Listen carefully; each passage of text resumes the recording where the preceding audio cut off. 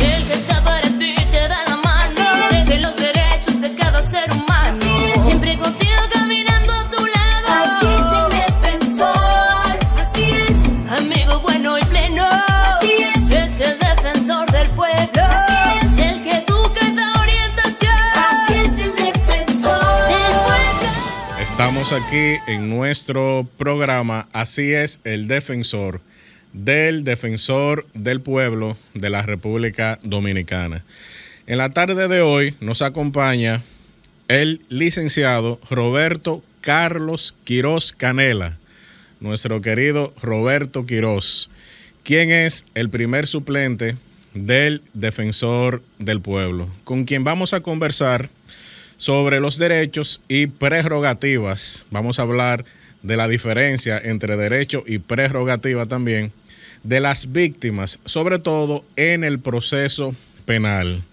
El doctor Quiroz es licenciado en Derecho por la Universidad Tecnológica de Santiago, de UTESA. También posee una maestría en Derecho Administrativo, Derecho Laboral, y es especialista en el proceso penal. Ha sido defensor público durante más de 15 años y actualmente es el primer suplente del defensor del pueblo. Dentro de la institución es el responsable de todo lo relativo al litigio estratégico del defensor del pueblo. Doctor Quiroz, muy buenas tardes. ¿Cómo se siente? Muy bien, gracias a Dios. Muy buenas tardes, doctor Nilo. Un placer estar aquí compartiendo en cabina con usted. Muy bien, doctor. Ese apellido suyo, ¿de dónde viene? Doctor Quiroz Canela, ¿de qué parte de República Dominicana usted es? Ambos apellidos vienen de Constanza, aunque se han ido, digo yo, esparciendo en diferentes puntos del país, pero vienen de Constanza. Muy bien, muy bien. Bueno, estamos hablando con un cibaeño. En nuestra institución, casualmente tenemos personas de todas las regiones de República Dominicana. Es algo muy interesante que nosotros invitamos al público a conocer, incluso entre las mismas autoridades, comenzando por el doctor Pablo Ulloa. Hay una diversidad de regiones también en nuestra institución. Doctor, recientemente puso en circulación el libro La víctima en el proceso penal, derechos y prerrogativas. Derechos y prerrogativas. Vamos a hablar de eso. ¿Por qué ese título y qué contiene esta obra jurídica, esta nueva doctrina en República Dominicana? Bueno. En primer orden, la víctima en el proceso penal, derechos y prerrogativas, es porque por lo común hay confusiones entre los derechos de la víctima y la prerrogativa que ésta puede tener. Muy bien. Y el tema de la víctima en el proceso penal, entiendo que hacía falta en República Dominicana algún documento de algún autor dominicano que hablara sobre la víctima, sobre los diferentes tipos de víctimas, sobre cuáles son las incidencias que ésta puede tener en todas las etapas del proceso penal. Y nosotros lo que hemos tratado es de resumir en cada capítulo cuáles son esas oportunidades que tiene la víctima para reclamar justicia en los tribunales del país. Muy bien, doctor, vamos a lo más básico. ¿Qué nosotros podemos entender por víctima desde el punto de vista jurídico?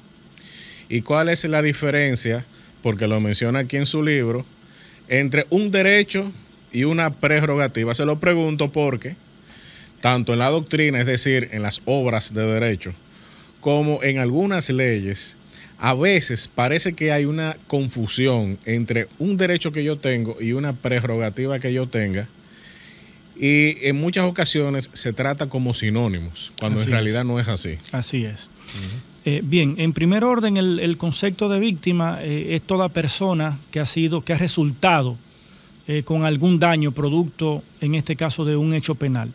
Muy bien. Directa o indirectamente. El ofendido directamente o el ofendido indirectamente. Ese puede ser reconocido como víctima y así el Código Procesal Penal en el artículo 83 lo define. En cuanto a los derechos versus las prerrogativas. Los derechos, independientemente de que una persona decida, por ejemplo, no ir a un tribunal, pero aún decida no ir a un tribunal, no deja de ser víctima, sigue siendo víctima. Y por lo tanto hay derechos que hay que reconocerle, como por ejemplo el de ser informada. Y las prerrogativas son aquellas facultades que le genera la ley para que, en adición a los derechos que tiene una persona como víctima, pueda asumirla, como la posibilidad de ser querellante o ser actor civil. Estas son dos prerrogativas que propone la ley para que una persona que sea víctima de un proceso pueda utilizarla en su favor. Y traerían entonces, en adición a los derechos que ya el Código les reconoce, otros derechos más, como la posibilidad de poder presentar su propia medida de coerción, de poder acusar directamente, de poder recurrir cualquier decisión. Muy bien, lo que quiere decir es que las prerrogativas van más relacionadas a algunas facultades de índole procesal que pueda tener la víctima. Evidentemente, de índole procesal. Muy bien, porque una cosa es el derecho que nosotros intentamos proteger o hacer prevalecer, y otra cosa es las herramientas que la ley me da o que la ley nos da para proteger esos derechos. Doctor, usted mencionó que existen varios tipos de víctimas. Mencionó víctima directa, víctimas indirectas. Uno pudiera entender como víctima directa aquella persona que, como dice la palabra, es la víctima, es a la persona a la cual se le causó el daño. Pero ¿qué podemos entender por víctima indirecta? ¿Usted puede darnos un ejemplo de eso? Sí, claro que sí. El ejemplo más vivo es cuando, producto de un hecho penal, vamos a suponer un homicidio, fallece una persona, los herederos de esta persona, los hijos, la esposa y entre otros familiares. Estos se convierten en víctimas indirectas porque no fueron quienes sufrieron el daño directo, pero sí el daño colateral. Es decir, hay un perjuicio que han sufrido esta persona y lo lleva a ser víctima. Muy bien, lo que quiere decir entonces que los familiares normalmente son las víctimas indirectas en la práctica. Así es. Doctor, una pregunta. ¿La víctima solamente puede ser una persona física, es decir, una persona natural, o también las personas jurídicas pueden ser víctimas de un delito o de un crimen? Claro que sí, o sea, las instituciones, las asociaciones, y así también lo establece el Código Procesal Penal en el artículo 85, 86, pueden los socios de hecho constituirse como víctima en un proceso, como querellante, como actor civil en un proceso. Muy bien, y bueno, pero me refiero básicamente a una empresa. Una empresa puede ser víctima constituirse como una víctima en un delito o un crimen, independientemente de si los socios pudieran o no pudieran constituirse en querellantes aparte de eso. Sí, las personas jurídicas pueden constituirse, pueden recibir un daño, un perjuicio producto de algún hecho que haya surgido y se pueden constituir. Muy bien. En nuestro ordenamiento jurídico, doctor Quirós,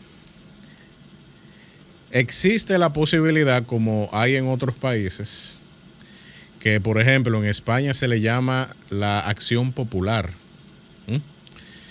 que de repente el ordenamiento jurídico permite que asociaciones, fundaciones, grupos sociales puedan interponer querellas y denuncias aún no siendo víctimas, pero con el interés de proteger la ley o de proteger la Constitución. ¿Eso es posible en nuestro país? Aquí es posible cuando existen, diríamos, intereses difusos.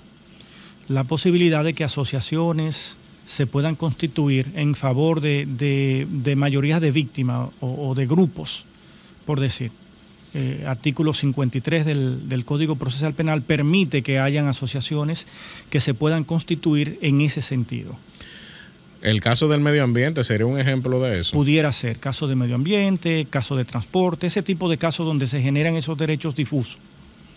¿Y la corrupción administrativa también entra dentro de esa categoría?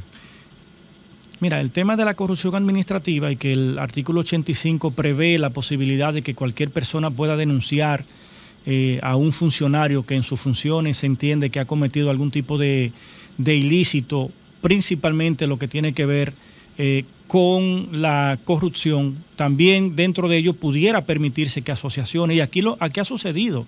Creo que hay una asociación, de hecho, que una fundación que lleva ese nombre del tema de la persecución de la corrupción, y han sometido, han depositado querella para perseguir a funcionarios. Muy bien, muy interesante esas posibilidades, esas prerrogativas. Así es. Hay que decir a partir de ahora, porque este es un programa esencialmente educativo, esas prerrogativas procesales que el ordenamiento jurídico dominicano pone a disposición de las víctimas y de la sociedad en general. Pero como todo aquí lo hablamos porque está fundamentado en la Constitución de la República, como es nuestra costumbre, vamos a escuchar ahora una cápsula de la Constitución animada para niños y niñas del Defensor del Pueblo. Adelante.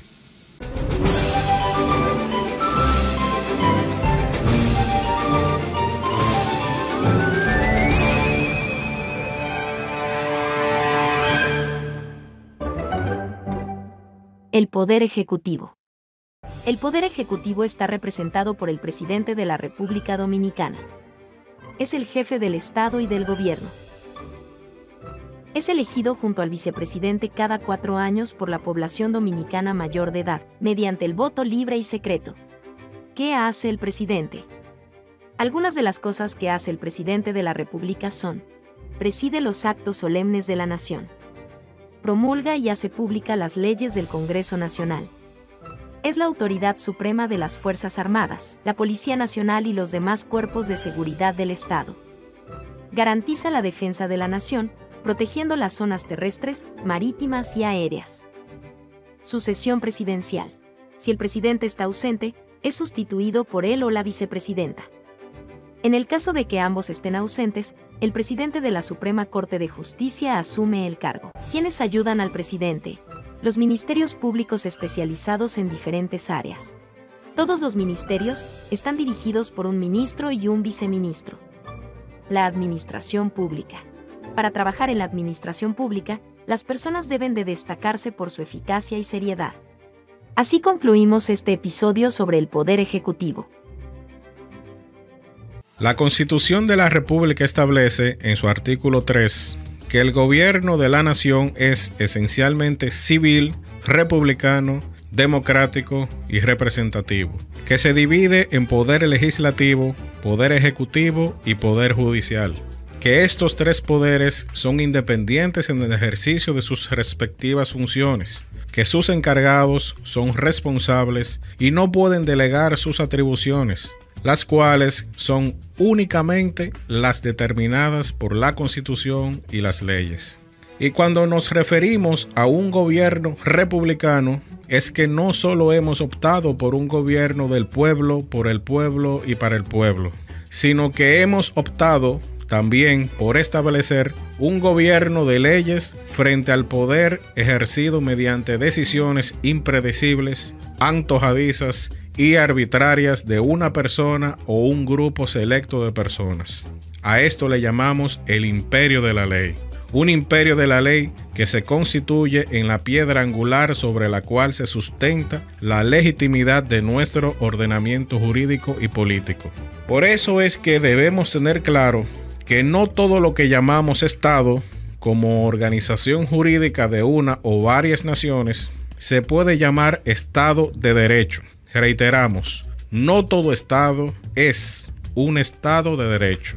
Un ordenamiento jurídico o un sistema de legalidad no autoriza hablar sin más de un Estado de Derecho. Dicho de otra forma, un Estado dotado de un ordenamiento jurídico, de un sistema de legalidad, puede muy bien no constituir un Estado de Derecho. Designar como tal a todo Estado, por el simple hecho de que se sirve de un sistema normativo, constituye una imprecisión terminológica y conceptual que solo lleva a la confusión. Como diría el doctrinario y jurista italiano Guido Faso, desde este elemental punto de vista, el Estado de Derecho, como Estado limitado por la ley, se contrapone a cualquier forma de Estado absoluto en cuanto Estado ilimitado. Pero en la realidad y en la historia no se dan tipos puros de Estado.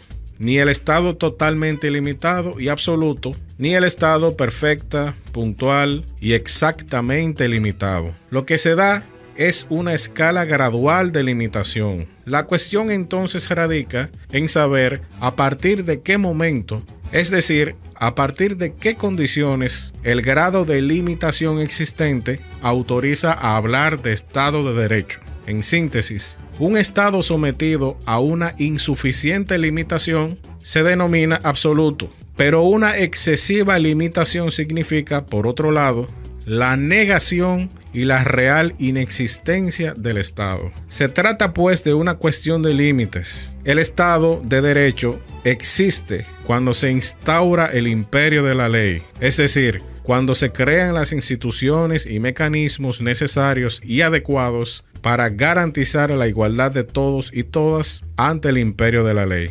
Muchas gracias. El Defensor del Pueblo realizó un encuentro junto a la Comisión para el Seguimiento al Plan de Reforma Penitenciaria con representantes de la institución, la Procuraduría General, Defensa Pública, decanos de ingeniería de las principales universidades, entre otras autoridades, para diseñar el plan de acción de funcionamiento del recinto penitenciario Las Parras. Pasamos a otro tema. El Defensor del Pueblo firmó un convenio de cooperación con el Ateneo Dominicano con la finalidad de promover y fortalecer derechos fundamentales a través de acciones conjuntas. Conoce más detalles sobre este importante acuerdo accediendo a la sección de noticias de nuestro portal web defensordelpueblo.gov.do. Finalizamos este bloque de noticias. Para el Defensor del Pueblo es esencial participar y contar con espacios donde se resalte la importancia de la buena gobernanza, ya que es un pilar fundamental para el desarrollo de diversos sectores de nuestra sociedad. Por esta razón, Pablo Ulloa estuvo presente en el encuentro empresarial organizado por la Cámara Americana de Comercio de la República Dominicana, donde Amelia Vicini, socia de Inicia, abordó la relevancia del buen gobierno corporativo en empresas de patrimonio familiar. Así es el defensor del pueblo. Estamos de vuelta en Así es el Defensor, programa del Defensor del Pueblo de la República Dominicana, y estamos conversando con el doctor Roberto Quirós Canela, quien es primer suplente del Defensor del Pueblo, y estamos conversando sobre la víctima en el proceso penal, derechos y prerrogativas, y sobre la obra que recientemente el doctor Quirós puso a disposición de la sociedad sobre este tema. Es decir, que es una nueva doctrina, es una nueva enseñanza en esta materia procesal penal, específicamente sobre las víctimas. Que Dios no quiera, pero en algún momento todos pudiéramos ser víctimas de algún crimen o delito, y tenemos que conocer esta figura, tenemos que conocer nuestros derechos como víctimas, y también tenemos que conocer nuestras prerrogativas en el proceso penal que juzga ese hecho. Doctor, vamos a hablar un poco de la obra. Vamos a hablar del prólogo. ¿Quién hizo el prólogo de su obra, La víctima en el proceso penal? El prólogo lo hizo el doctor Pablo Ulloa. Muy bien. Y en ese prólogo presenta una visión desde la óptica de un psicólogo, en el sentido de aspectos que él entiende que deben ser tomados en cuenta para que una víctima al final de un proceso sienta que se hizo justicia y que pueda encontrar redes de apoyo que le hagan entender cuál fue la magnitud de la justicia que se hizo. Muy bien. Y usted, como profesional del derecho, específicamente profesional del área del proceso penal, del procedimiento penal, ¿ha publicado obras relacionadas con el tema anteriormente? No con la víctima directamente, pero sí hemos publicado 2 ediciones de un libro de litigación penal, principio y fin, en donde se abarcan temas que tienen que ver con la forma de ir a los tribunales a conocer los procesos. Es decir, que sirve tanto para el que defiende víctima como para el que defiende imputado. Muy bien. Bueno, doctor, en otra ocasión usted mencionó que la víctima tiene una serie de prerrogativas, que puede poner una denuncia, pero mencionó algo muy importante: la querella y la constitución en actor civil. Porque nosotros vemos que la víctima en muchas ocasiones tiene a un fiscal. Y bueno, pero nosotros sabemos que el fiscal, más que a la víctima, representa a la sociedad y en cierto sentido un poquito más concreto representa al Estado. Es decir, tiene esa política de la persecución del crimen y del delito, por lo que no necesariamente la víctima y el Ministerio Público, es decir, el fiscal, no necesariamente están, vamos a decir, armonizados en sus intereses. La víctima, para poder ser resarcida, para poder ser reparada, porque no es solamente lograr una pena, una condena de tantos años de prisión y de multa contra una persona, también hay un tema de la reparación de la persona, de la reparación moral, de la indemnización moral. La víctima necesariamente tiene que buscar un abogado aparte y tiene que hacer todo eso que usted dice de querella, constitución, actor civil. ¿Usted puede explicarnos un poco sobre ese tema? Sí, te agradezco la pregunta, Nilo, porque me da la oportunidad, de hecho, de aclarar en primer orden una gran confusión que se da con el tema de denuncia y querella. Muy que bien. Hay diferencia. Denuncia la puede hacer cualquier persona, no tiene que ser la víctima propiamente. Pero para que se proponga una querella, tiene que ser una víctima que se constituye en querellante a través del concilio de abogados, a través de un abogado que hace esa instancia, la cual la firma y con la cual firma también la víctima para poder ser representado en justicia y poder pedir penas. Pero asimismo, esa querella puede tener una constitución en actor civil que permite que esa víctima, aparte de la pena, que pudiera ser diferente a la del Ministerio Público, pueda proponer indemnizaciones, tanto morales como civiles. Si no existe una constitución en actor civil, no habrá la posibilidad de que exista la condenación en materia económica, en materia pecuniaria. Y si la víctima no se constituye, solamente va como víctima al proceso, ni siquiera podrá pedir pena. Tendrá derecho a ser escuchada, a ser informada y pudiera tal vez tener el derecho a recurrir a algunas decisiones, pero para ello tendría obligatoriamente que constituir abogado, para esa última parte del recurso. De acuerdo, porque, eso yo se lo pregunto, porque muchas veces, y eso lo hemos visto incluso hasta en el Defensor del Pueblo, que a veces llegan casos de personas que entienden que su caso no se está moviendo en la justicia y resulta que muchas veces las víctimas, que en ocasiones son personas desvalidas, sin recursos, entienden que el Ministerio Público las está representando en su totalidad. Y a veces se sorprenden con este hecho de que el Ministerio Público no solicita en su favor, vamos a decir, indemnizaciones y reparaciones morales, económicas, patrimoniales en favor de la víctima o de las víctimas indirectas, doctor. Sí, es que si no hay una constitución no es posible. Y el Ministerio Público, aunque haya la constitución de actor civil, no puede pedir condenaciones civiles. El Ministerio Público solamente persigue el aspecto penal. Si la sanción penal, la pena, lo personal, que le dicten años de prisión a la persona que cometió el hecho. Ya la parte pecuniaria corresponde a que esa víctima, a través de un abogado, se haya constituido en actor civil para poder pedir ese tipo de indemnización. ¿Y esa constitución en actor civil tiene que hacerse inmediatamente o puede haber una constitución ya luego de ya presentada la denuncia, ya presentada la querella? ¿Tiene que hacerse antes o durante el proceso? No, se puede hacer durante el proceso, antes de que se dicte apertura a juicio, de conformidad lo dispone el artículo 121 del Código Procesal Penal. Doctor, ¿y el Ministerio Público, es decir, el fiscal, para que la gente no se entienda, el fiscal no puede pedir indemnizaciones, esas condenas civiles en favor de la sociedad y del Estado? El Ministerio, no. Fíjate de hecho que, y es importante la pregunta, porque fíjate que el mismo gobierno tuvo que contratar una serie de oficinas de abogados para, en estos casos de persecución de la corrupción, puedan buscar la parte indemnizatoria, porque el Ministerio Público solo puede llevar la parte penal. Solamente en los casos que se trate de personas incapaces, pudiera el Ministerio Público entrar en la materia de la indemnización. En los demás casos, obligatoriamente, esa víctima debe de estar constituida. ¿Y jurídicamente a qué nos referimos con personas incapaces? Personas que tienen algún tipo de interdicción que le impide por sí sola reclamar justicia, sea que una persona demente, un menor de edad, etcétera, etcétera, etcétera. De acuerdo.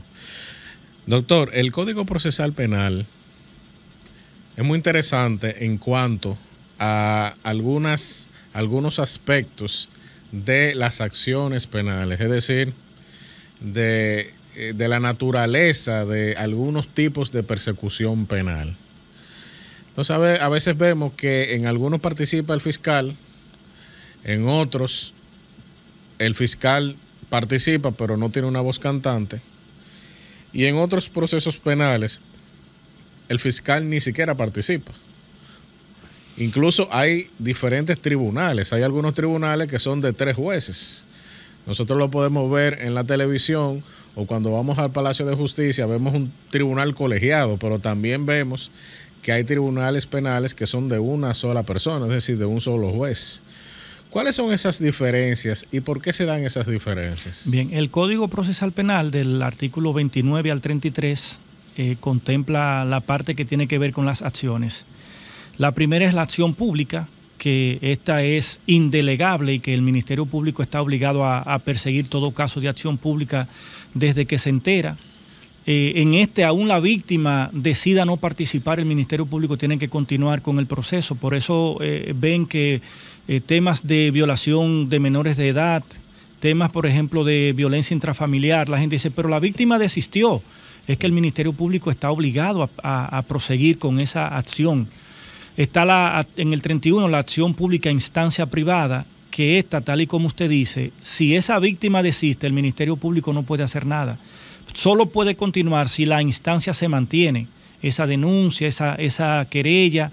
Si hay un desistimiento, el Ministerio Público sencillamente ya no tiene caso. Y la última, que está en el 32, es la acción privada, entre ellas la materia de cheque, entre otros, difamación e injuria, en el que el Ministerio Público no participa en el tribunal. Solamente pudiera ser con una especie de auxilio judicial en el que exista la necesidad de individualizar a un imputado, exista la necesidad, por ejemplo, de hacerle una experticia a un cheque.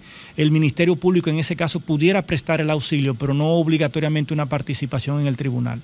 Y en cuanto al tema de los tribunales colegiados y unipersonales, va a depender de la pena a imponer. En aquellos casos cuya pena a imponer excede de los 5 años, es decir, de 5 años hacia arriba, actúan los tribunales colegiados. Y los casos en cuya pena a imponer sea inferior a 5 años, actúan los tribunales unipersonales. Es decir, solamente tenemos colegiados y unipersonales. Así es, colegiados cuando sean de más de 3 jueces y unipersonales cuando sea de un solo juez. Bueno, eso es muy importante lo que acaba de decir el doctor Quirós, porque en ocasiones nosotros vemos en las noticias o también conocemos casos en los que las víctimas deciden desistir y a veces las personas entienden, bueno, ¿qué es lo que realmente ha ocurrido? Porque la víctima desiste, pero el Ministerio Público sigue hasta las últimas consecuencias, independientemente de que la víctima desista o no desista, ponga o no ponga una denuncia o una querella. Eso sucede mucho, sobre todo en violencia de género. Así es. ¿Cuál es la lógica detrás de eso, doctor? Nosotros vamos a hablar de eso cuando volvamos de nuestra pausa institucional. Vamos a hablar de la lógica que hay detrás de esas acciones que usted mencionó, de acciones públicas, acciones de orden público en el proceso penal dominicano. Volvemos en breve. ¿Te has preguntado qué hace el Defensor del Pueblo? Nuestra institución contribuye con la defensa de la buena administración y los derechos fundamentales. ¿Cómo lo hacemos? Intermediamos en conflictos que puedan darse entre los ciudadanos y las instituciones del Estado.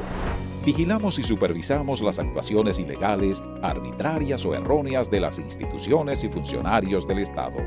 Sugerimos cambios de criterio de los actos y actuaciones de la administración pública que violenten derechos.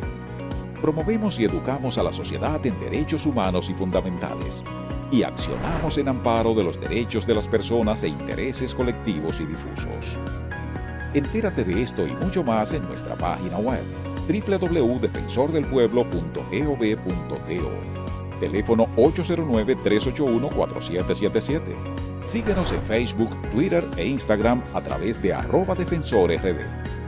Vamos por lo que nos une. Estamos de vuelta en nuestro programa. Así es el defensor del pueblo de la República Dominicana.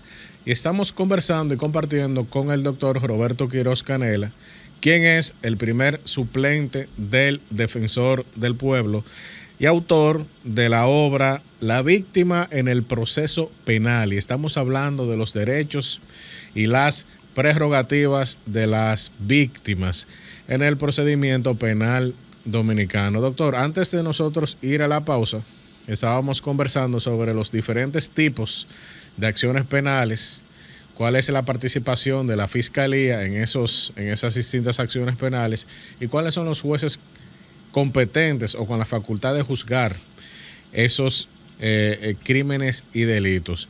Y nos llama mucho la atención, doctor, el caso de las acciones públicas, porque nosotros vemos que el Ministerio Público parece tener una independencia total de criterio con respecto a las víctimas.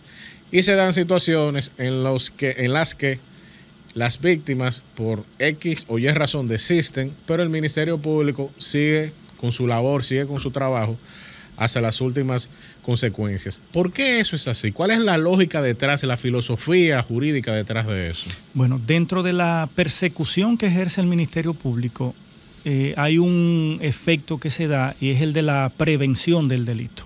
Esto como política criminal. Y hay una prevención especial en la que se busca prevenir que otras personas cometan ese mismo hecho. Es decir, si el caso sencillamente por la víctima desistir, el Ministerio Público, un caso de acción pública, lo cierra, lo deja así, no lo persigue, estamos diciendo que es un caso que se está quedando impune, un hecho que se está quedando impune. Y bajo esa prevención de que otras personas cometan delito, si el hecho no se castiga, entonces las personas van a seguir cometiendo ese mismo tipo de delito. Por eso en el tema de acción pública, independientemente, y que son los casos más graves que son de acción pública, son los casos repugnables por la sociedad, entiéndase violación sexual, homicidio, asesinato, venta de droga en diversas escalas, es decir, son el secuestro, estos robos agravados, es decir, son los casos más detectables por la sociedad, por lo que el Ministerio Público, claro, por mandato de la ley, está obligado a continuar con la persecución independientemente de que la víctima haya desistido para evitar que estos tipos de hechos se queden impunes y que se sigan cometiendo. ¿Y el Código Procesal Penal menciona cuáles son en cada una de esas categorías de acciones penales? ¿Menciona cuáles entran en cada una? Lo menciona en el caso de la acción pública a instancia privada y en el caso de la acción privada. Lo que se entiende que lo que no está en el artículo 31 y el artículo 32 o en alguna ley especial pasa entonces a ser de acción pública. Ah, qué interesante, muy bien. Por eso es que se ha entendido que, por ejemplo, en el caso de violencia de género, es acción pública. Sí, no, y se ha entendido porque en la modificación del 2015, con la ley 1015, trajo consigo esa novedad de que los casos de violencia intrafamiliar pasaban a ser de acción pública.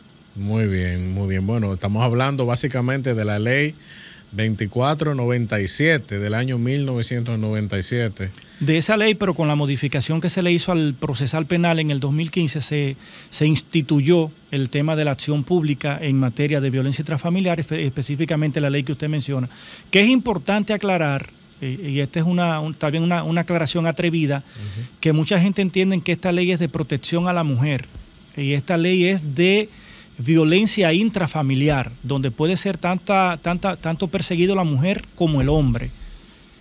Muy bien, bueno, y también eso se basa sobre todo en el artículo 39 de la Constitución, que hay un principio de igualdad. Así es. Es decir, tanto el hombre como la mujer tienen el mismo los mismos derechos y las mismas prerrogativas, Así es. que no es lo mismo, de Así acuerdo es. a las enseñanzas del doctor Quirós, en el proceso penal. Puede darse violaciones, puede darse todo tipo de conductas inadecuadas, tanto contra el hombre como contra la mujer, y ambos tienen el mismo derecho a denunciar y querellarse en ese Así sentido.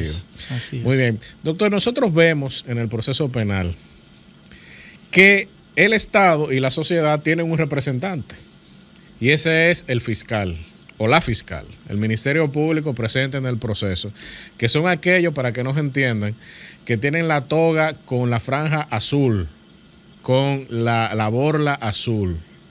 Los jueces la tienen de color morado o púrpura, Ujú. y los abogados privados, que somos la mayoría, tenemos una birrete con una borla blanca. Ahora bien, nosotros vemos que en el proceso penal, y ahí viene mi pregunta, el Estado está representado, la sociedad, a través del Ministerio Público. Los imputados tienen un representante en caso de que no puedan ser asistidos de un abogado privado, o no puedan pagar o costear un abogado privado. El Estado Dominicano ha creado la Oficina de la Defensa Pública.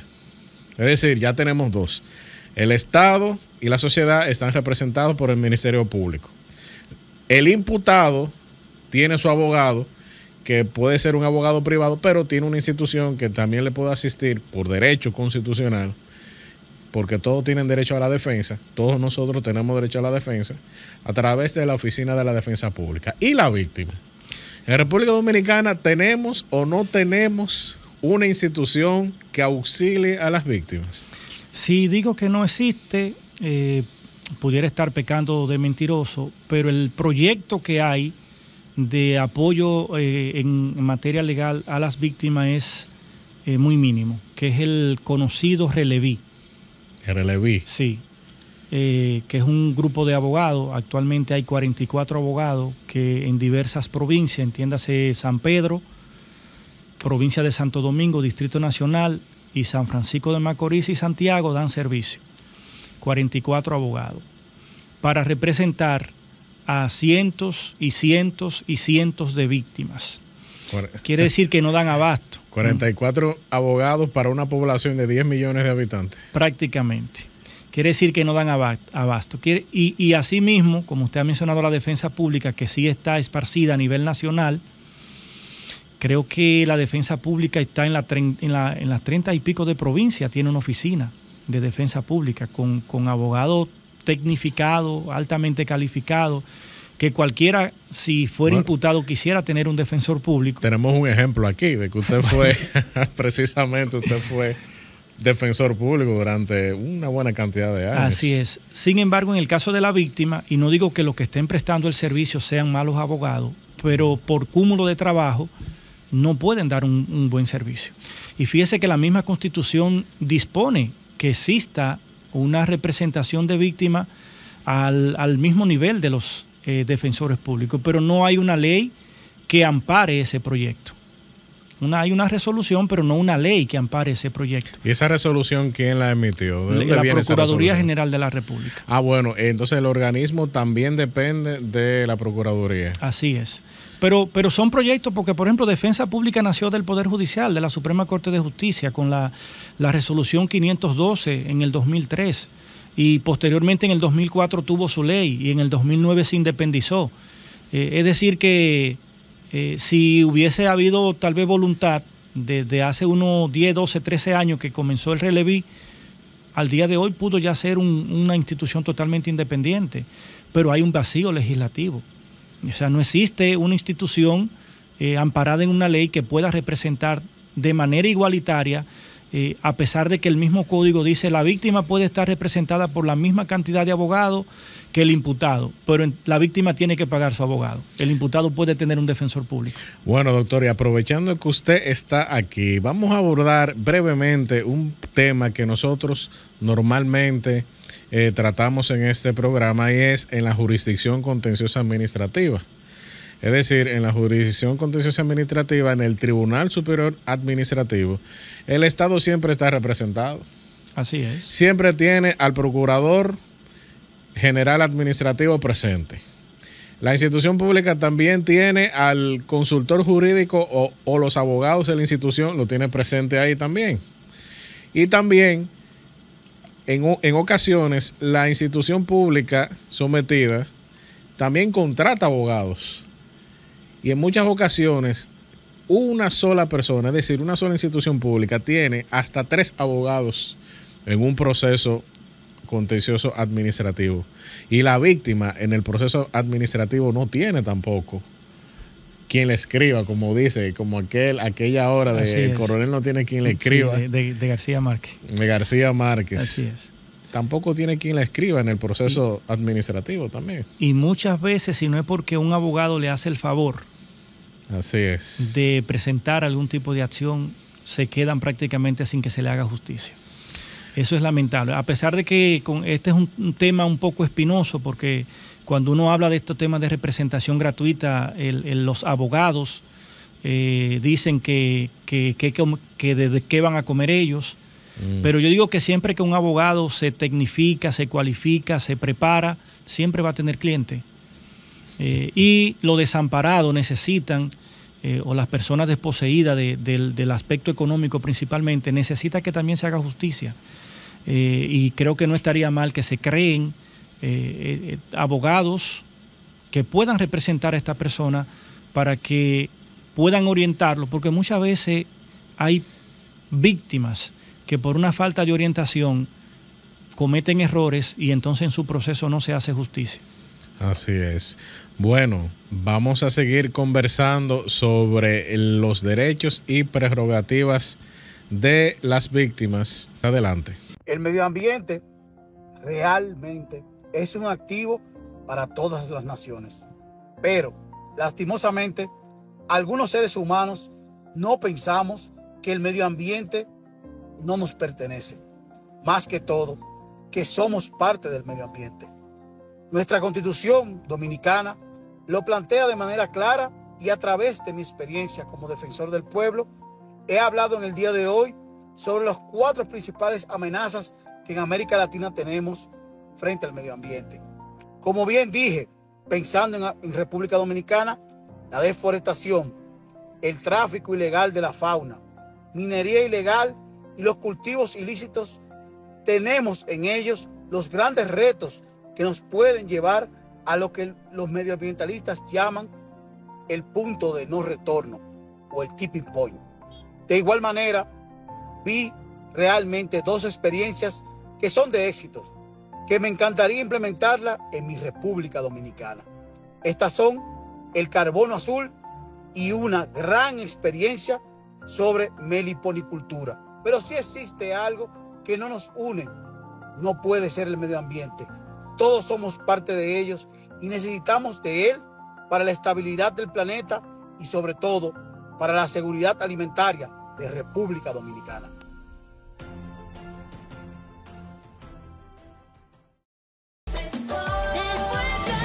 Estamos de vuelta en Así es el Defensor y estamos conversando con el doctor Roberto Quirós sobre los derechos y prerrogativas de las víctimas.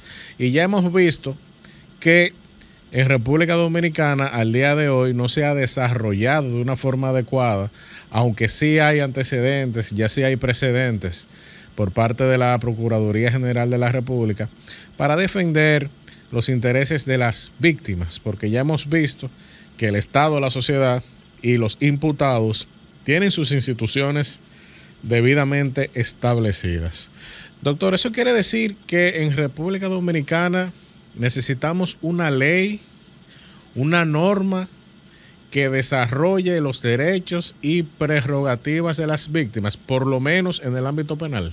Que desarrolle por lo menos la institución, porque en el Código Procesal Penal están establecidos los derechos y las prerrogativas. Muy bien. Pero sí una ley que crea la institución, pudiera ser un instituto de víctimas, donde de hecho se hable de esos centros en lo que esas víctimas que pueden correr el riesgo de perder hasta su vida sientan protección. De acuerdo, ¿no? Y también aquellas víctimas indirectas que son tan importantes. Así es. Porque estamos hablando normalmente de la familia, y qué más importante que la familia dentro de lo que es la planificación de las políticas públicas. Y existen antecedentes a nivel regional, a nivel continental, de esas iniciativas para la protección, digamos, orgánica de las víctimas. Justamente en la puesta en circulación del libro, la encargada del Releví, Alba Corona, habló de una experiencia reciente que ella tuvo en Guatemala, donde se estaba inaugurando un instituto para víctimas, donde se le va a dar el servicio a la víctima, no solamente legal, psicológico, psiquiátrico y de toda índole, para que esa víctima de manera integral pueda sentir que en su proceso se está haciendo justicia y que hay redes de apoyo para que ella pueda tener con quién conversar, para que pueda sentir ese acceso a la justicia de manera igualitaria. Bueno, miren qué interesante de que esa iniciativa que hay en Guatemala, que usted mencionó, en Guatemala, el enfoque no es única y estrictamente la Constitución en actor civil, sino que también hay otros aspectos de índole moral, de índole psicológico, familiar también. Eso es muy importante, doctor. Sí, porque es que una víctima, antes de llegar a la posibilidad de recibir a través de una sentencia una indemnización, necesita obligatoriamente seguimiento psicológico, porque hay traumas. Por ejemplo, una madre que pierde un hijo producto de un asesinato, de un homicidio, queda totalmente desarmada. Y esa madre, durante ese proceso, lo más que puede sufrir en muchas ocasiones son revictimizaciones. Cada vez que va a un tribunal o que va donde un fiscal o que va a la policía a recordar el suceso de lo que le pasó a su hijo, a tener que repetir lo mismo, está sufriendo una especie de revictimización. Y esa es una madre que necesitaría un tratamiento psicológico para poder, no digo curar directamente, pero por lo menos sobrellevar su situación. Bueno, qué interesante. Y bueno, y a mí en lo personal me encantan esas políticas, porque esto sería una política pública integral. Es decir, que toma al ser humano como centro y lo toma en su integralidad. Es decir, una especie de humanismo integral, donde no solo se toma en cuenta un aspecto, sino que se toman en cuenta todos los aspectos que tienen que ver con las víctimas. Y en este caso usted menciona precisamente en el día de hoy el tema de las madres, aquellas madres que han perdido a sus hijos en crímenes y delitos en nuestro país, que no necesariamente llegan a un punto de justicia puramente económica. También hay un tema de laceración de su alma, de la laceración de su espíritu, de su psicología, de su bienestar emocional, que también es muy importante atender porque estamos hablando de personas. Doctor, y para finalizar, ¿cuáles son sus recomendaciones generales, aparte de la creación de un instituto, etcétera, etcétera, sobre los derechos de las víctimas, derechos y prerrogativas de las víctimas en el procedimiento penal dominicano? Bien, en cuanto a las recomendaciones, en primer orden, en el mismo libro nosotros planteamos la necesidad de que se cubra el vacío legislativo para crear esa institución a través de una ley en República Dominicana.